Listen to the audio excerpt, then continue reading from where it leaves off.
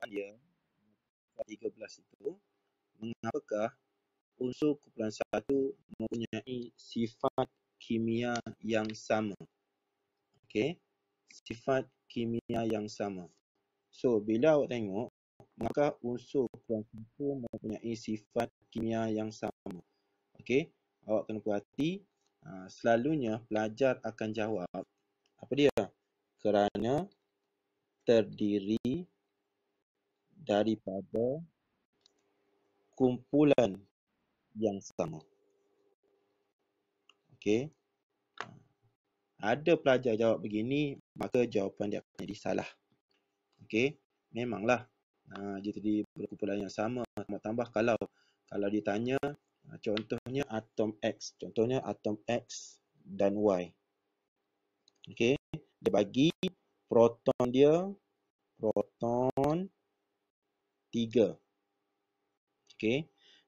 Satu lagi adalah 11, proton 11. Okey, ni.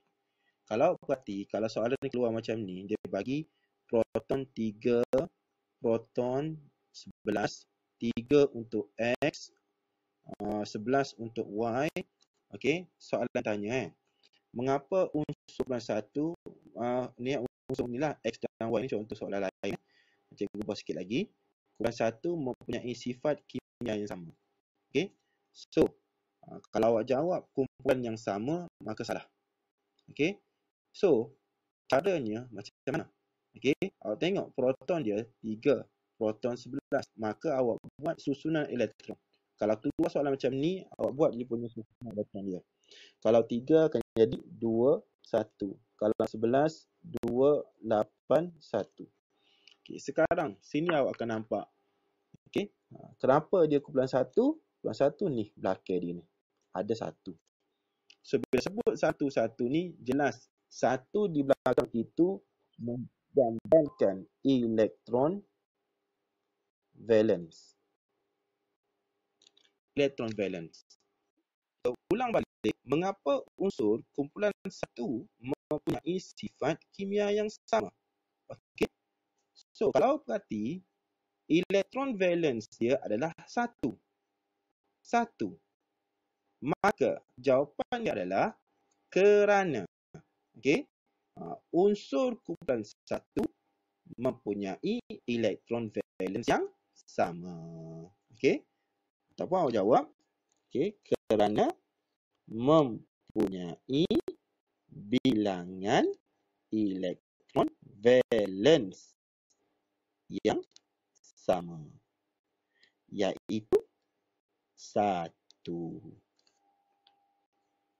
Grafin untuk menyimpan logam kumpulan 1 terutama sekali adalah untuk natrium dan kalium. Kenapa? Sebab awak tahu dalam kumpulan 1 yang paling di atas adalah hidrogen. Haris lupa nak ke rumah Cik Faridah. So, lithium, natrium, kalium dan seterusnya. Okey, hidrogen ingat lagi dah, hidrogen ini hanya menumpang. Okey, so lithium, natrium. Okey, natrium dan yang di bawah ini, okey, kita simpan dalam minyak parafin.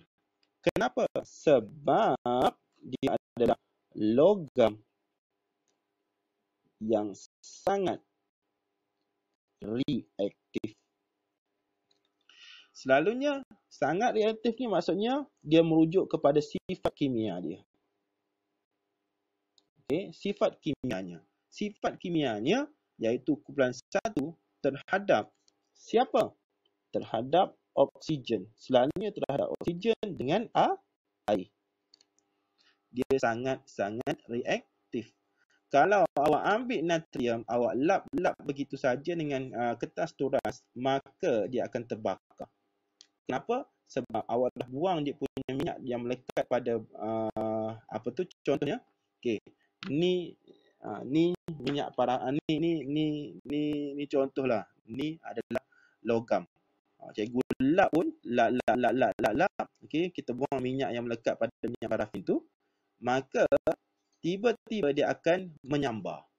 Menyambar kerana apa? Sebab dia telah bertindak balas dengan oksigen. Boleh? Kalau yang kecil tak ada masalah. Kalau besar, bapuk besar macam gini, kalau besar sepunga benih gini ya, air meletup. So kena hati-hati. Sebab tu dalam amal natrium pun sudah cukup bahaya. Apatah lagi kalium. Jarang dalam makmal ada sekolah tu mempunyai kalium. Okey, boleh. Itu reason dia. Okey, kita pergi kepada nombor 3. Unsur kumpulan 1 mempunyai sifat kimia yang sama, tetapi kereaktifan logam berbeza. Okey, kenapa? So, kereaktifan logam dia berbeza. Okey, kereaktifan logam dia berbeza. Maksudnya, dia merujuk kepada sifat kimia dia. Ingat, sekali lagi, cikgu nak menegaskan, bila sebut sifat kimia, dia merujuk kepada tindak balas kimia. Okey, tindak balas kimia. So, bila sebut kereaktifan logam, okey, untuk kumpulan 1, kereaktifan logam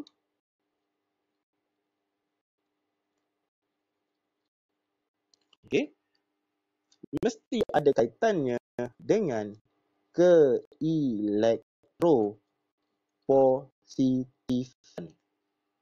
Okey, kereaktifan logam ada berkaitannya dengan keelektropositifan.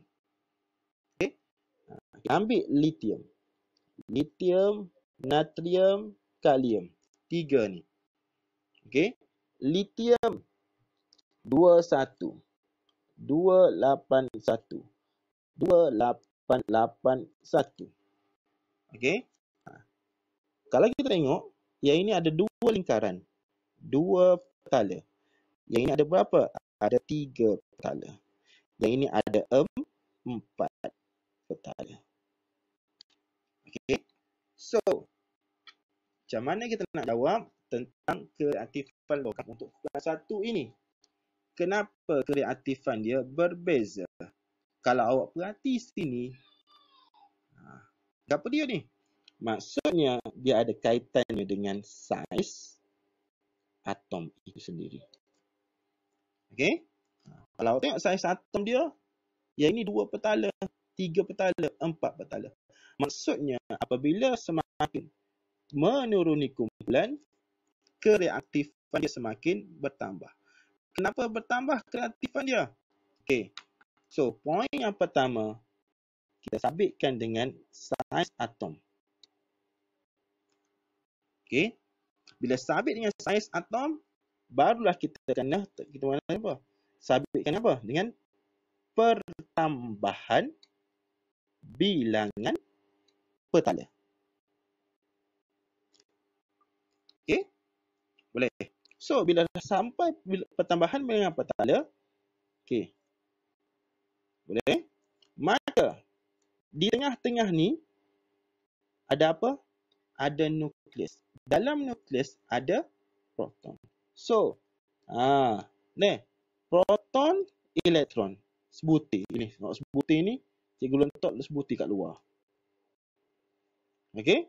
Maka jarak proton dalam nukleus, okey, dalam nukleus terhadap elektron valen semakin jauh. Okey? Bila semakin jauh, kita sabitkan dengan daya tarikannya. Okey? Daya tarikan proton dengan elektron valen tadi semakin lemah. Okey, semakin lemah. Okey, bila semakin lemah, maka elektron tadi, okey, elektron akan tetap akan keluar. Elektron tetap akan keluar. Elektron tetap akan keluar. Okey, Tetapi cara keluar dia lambat dengan cepat je. Okey, lambat dengan cepat tu sebab apa? Inilah daya tarikan proton dengan elektron valence tu semakin lemah. Maka bila semakin lemah, sebab apa? Kedudukan ni semakin jauh. Bila elektron tu semakin jauh kedudukan dia, daya tarikan dia lemah, maka elektron tu lebih mudah lagi untuk dilepaskan. Maka bila sebut kereaktifan logam, maksudnya kebolehan dia untuk menjadi keelektropositifan. Maksudnya atom litium, atom natrium, atom kalium cenderung, okey, cikgu tulis sini, cenderung untuk lepaskan elektron dengan mudah. Okey. Sifat kimia. Sekali lagi cikgu nak ulang. Sifat kimia awak kena faham. Kadang-kadang pelajar ni dia baca, dia belajar, dia faham. Tapi bila mari soalan dia tak faham. Okey, jumpa soalan dia tak faham. Okay. Bila sebut sifat kimia yang sama, apa maksud sifat kimia yang sama? Okey, kita ambil paling mudah sekali. Okey, litium bertindak balas dengan air, H2O. Okey, litium bertindak balas dengan air. Okey, litium bertindak balas dengan air, dia akan membentuk LiOH campur H2. Okey, kita seimbangkan. Hidrogen ada 2 sebelah kiri dan sebelah kanan ni ada 3. Maka kita genapkan letak 2. Okey, maka hidrogen sini pun letak 2. Sebab apa? Kita nak seimbangkan. Sudah jadi 4. Litium pula sudah jadi 2. Sini letak 2. Okey. Boleh.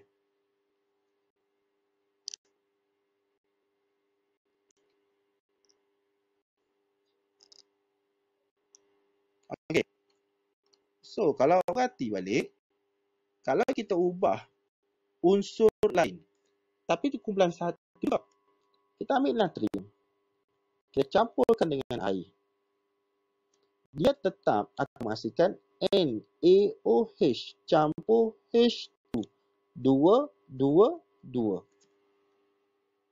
Sinilah sifat kimia yang sama. Sebab apa? Sebab dia tetap menghasilkan hidrogen sebagai gas bahan hasil sampingan. Yang ini, dengan ini, dia membentuk larutan beralkali. Macam mana larutan beralkali? Dia ada OH kat belakang. Tapi ingat, nanti awak akan belajar asid dengan base nanti, awak akan jumpa bentuk alkali lebih lanjut. Okey? Cikgu ulang balik. Kita tambahkan dengan kalium. Dia nak balas dengan air. Akan hasilkan KOH campur H2. 2. Maka di sini awak akan nampak. Inilah kita dikatakan sebagai mempunyai sifat kimia yang sama. Dia tetap menghasilkan larutan beralkali. Dan hasil sampingan dia adalah gas hidrogen. Okey? Boleh? Itu maksud sifat kimia yang sama.